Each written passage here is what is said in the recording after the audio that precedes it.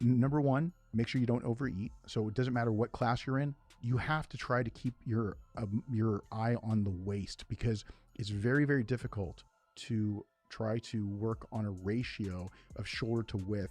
And you can only put on so much shoulder size. And eventually you want to try to really make sure you minimize your waist thickness. And you want to keep that V taper. So what do? We focus on making sure you're not overeating so you don't get the distension, because everyone thinks it's drugs. It's not. It's not. Will that compound it? Absolutely. But it just overeating by itself will create thickness in the midsection.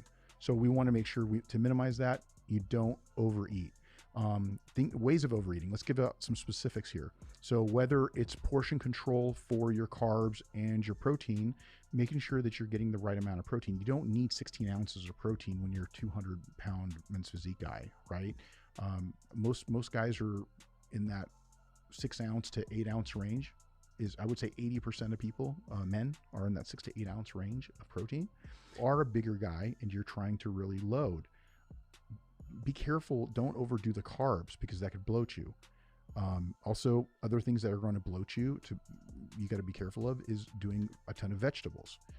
If you're doing your meals and you're doing a ton of vegetables, that could bloat you. So you got to really make sure you keep an eye on the foods that are going to bloat you, making sure you're not overdoing the liquids when you're eating as well. You want to sip enough water to get the food down and to make it digestible, but you don't want to overdo it where you're going to create distension.